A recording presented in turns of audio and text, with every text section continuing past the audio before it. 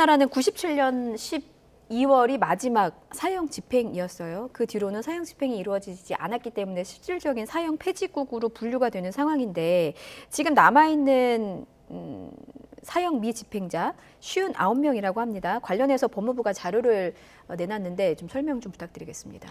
네, 지금 이제 59명이 있고요. 예. 지금 그 중에서 이제 기존에 그러면 사형 선고받은 사람들 중에서는 어떤 사람들이 있냐 보면은 12명은 이제 사망했다고 합니다. 예. 자연사를 한 경우도 있고 자살을 한 경우도 있고요. 극단적인 19명은 선택으로. 경우에는 이제 예. 감형을 한 경우도 있다라고 하고요.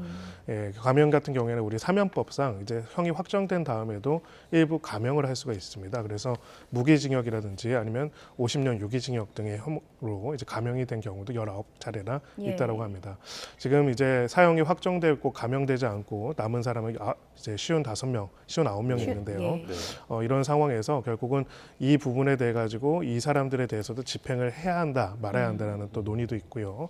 반대로 이제 이거와는 별개로 사형제 자체를 이제 폐지해야 한다라는 부분들에 대한 내용들도 논쟁이 있습니다. 특히나 이제 헌법소원이 지금 이제 제기가 돼가지고 예. 심사를 하고 있는데 심판을 진행 중인데요. 이 과정에서 이제 결국은 사형 제도라는 것이 결국 생명권을 근본적으로 침해한 것으로서 위헌이다라는 주장과 아니다 그럼에도 불구하고 사형 제도가 필요하다라는 내용들이 있는데 이 부분의 배경에서는 형벌의 근본적인 두 가지 목적에 관한 내용에 대한 충돌이 있다라고 볼 수가 있습니다. 네. 최근에 흉악 범죄들이 계속해서 좀 이어지면서 방금 말씀해주신 것처럼 사형제에 대한 집행 폐지에 대해서 굉장히 좀 논란이 뜨거운데 가석방 없는 무기징역 이슈가 되면서 법무부가 형법 개정안을 관련 내용으로 해서 냈더라고요. 근데 입법 예고 기간이 끝났고 이 후속 절차는 좀 어떻게 될까요? 네, 법무부가 이제 발의를 할 수는 있지만은 구체적으로 법률이기 때문에 이것이 제정이 되기 위해서는 이제 관련된 내용이 개정이 되기 위해서는 구체적으로 이제 국회에서의 통과가 필요합니다. 네, 국회에서의 결정이 필요한데요.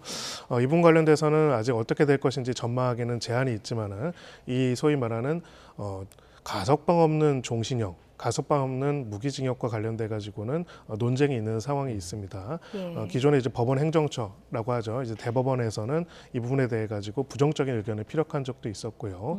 이거와 관련돼서 일단은 두 가지 쟁점이 있습니다. 첫 번째로 이 가석방 없는 종신형을 사형제의 폐지의 대안으로서 제시할 것인지 아니면 사형제 폐지와 무관하게 사형제와 병존해서 가석방 없는 종신형을 둘 것인지 여기에 대한 이제 입장이 다른 부분들이 있고요. 적어도 이제 법원행정처에서는 이 부분에 있어가지고는 사형제 폐지가 없는 가석방 없는 종신형은 허용되기가 어렵고 위헌성이 있다라고 의견을 냈고 법무부는 그렇지 않다라는 그런 의견에서 이번에 입법안을 이제 발의한 이런 상황입니다. 최근에 신당역 스토킹 살인범 전주환이 2심에서 무기징역을 선고받지 않았습니까? 그런데 전주환의 사례를 보고 1심에서는 40년을 선고받았고 2심에서는 무기징역을 선고받은 거거든요. 근데 형량으로만 보면 유기징역과 무기징역의 차이는 확연히 있으니까 오히려 이제 전주환이 무거운 벌을 받았다라고 생각을 하지만 이게 법적으로 좀 모순이 존재해서 논란이 됐습니다. 이 부분도 좀 설명이 필요할 것 같아요.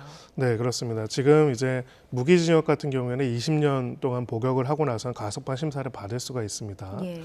근데 이제 유기징역 같은 경우에는 3분의 1 이상의 형기를 채우면 가석방 심사가 가능합니다. 그러면 이름 봤을 때 유기징역의 경우에 더 빨리 가석방이 가능한데 예. 유기징역 같은 경우에는 또 다른 단서로서 남은 형이 10년 이하인 경우에만 가석방이 가능하기 때문에 결론적으로 40년형을 선고받았다고 한다면은 30년이 지나야 가석방 심사를 받을 수가 있는 거죠. 예. 근데 오히려 무기징역의 경우에는 20년으로 되어 있기 때문에 더 빨리 가석방 심사를 받을 수 있다는 모순이 있다라고 봅니다. 근데 이 모순이 생긴 또 중요한 이유 중에 하나는 유기징역형의 상한에서 큰 변화가 있었기 때문입니다. 사실은 저희 과거 같은 경우에는 유기징역의 상한이 지금처럼 50년까지 이게 높아지지가 않았었거든요. 이런 부분 때문에 이런 변화들이 반영되지 않은 부분들이 있는데요. 결론적으로는 지금도 무기징역인 경우에는 20년이 지나면은 풀려나는 건 당연히 아니고요. 20년이 지나서 가석방 심사를 받을 수가 있는 건데 우리가 지금 이야기하는 가석방 없는 종신형에 관한 얘기는 이제 가석방 자체를 아예 불가능하게 한다는 것에서 기존의 종신형과 차이점이 있다라고 볼 수가 있습니다. 근데 이분 관련해서 도대체 근데 왜 논쟁이 있는지를 또 궁금해하시는 궁금해하시는 분들이 있을 예. 것 같아서요. 이제 말씀을 드리면은 이제 형벌의 이제 목적 중에서 크게 두 가지가 있습니다. 하나가 응보형이라는 게 있고요. 예. 응보라는 말은 좀 어렵지만 한마디로 보복이라는 뜻입니다. 이 사람이 저지른 것만큼 그거에 맞게 소위 말해서 이 사람도 대가를 치러야 한다. 죄의 대가를 치른다는 개념이고요. 이에는 이. 맞습니다. 예. 예, 그게 동해보복의 원칙이라고 하죠. 사람을 죽였으면 너도 목숨으로 갚아야 한다. 이런 식으로 옛날에 과거부터 내려오진 건데 이 응보는 어찌 보면 사적인 제재와 처벌을 방비하는 것도 있습니다. 소위 말해서 가족을 잃거나 그런 피해자들, 가족을 잃은 유족들 입장에서는 네. 당연히 그 과정에서 보복, 소위 말해서 응당한 처벌을 받기를 원할 텐데 그 보복의 수준이 이 사람이 저지른 범죄보다 낮은 경우에는 이 부분에 대해서 사적 제재라도 가야 하지 않냐 이런 입장들이 있을 수 있죠. 이걸 국가가 대신해 준다는 면에서 이 사람의 죄책에 걸맞는 죄책으로 처벌해야 한다는 게 응보형입니다. 네. 근데 다만 이제 근대 형법상으로는 이 형벌의 목적이 이것만 있지는 않고 다른 하나의 또 중요한 것 중에 하나가 소위 말해서 사회적으로 범죄를 예방하기 위한 것들, 재사회화해가지고 해당되는 사람을 사회로 복귀하기 위한 그런 부분들도 있습니다. 그걸 교화라고 하는데요. 그래서 이제 형벌을 하기는 없이 단순하게 처벌하는 것뿐만 아니라 범죄자를 재사회에서 사회로 복귀할 수 있도록 해준다는 것이 중요한 목적으로 두고 있다는 점이 있는데 이 두 가지 목적이 있다는 점에 있어서 바로 이 가석방 없는 종신형과 사형제에 대해서도 크게 입장 차이가 벌어지게 됩니다. 왜냐하면 가석방이라는 것들은 형벌을 내린 다음에 그 사람의 죄책이 아니라 수용 생활의 어떤 태도와 형성을 봐가지고 재사회화가 가능하고 복귀가 가능하다면은 복귀할 수 있도록 함으로써 수용 기간 동안에 나름의 노력과 수용 생활을 모험적으로 할 만한 동기를 부여하는 것들도 있거든요. 네. 바로 이런 부분에 있어가지고 그렇다면은 이런 게 아예 없는 형벌이라고 한다면은 그렇다면 교정이 불가능한 것이 아니냐 그런 입장이 있고요. 한편으로는 지금 범죄를 저지른 거 봤을 때 재사회화가 도저히 불가능하고 사회적으로 이 사람을 영구히 격리시켜야 하는 경우에는 사형 또는 가석방 없는 종신형을 통해 가지고 완전히 격리할 수 있도록 해야 하는 게 아니라는 반박도 있는 그런 대립이 있는 겁니다. 예. 네.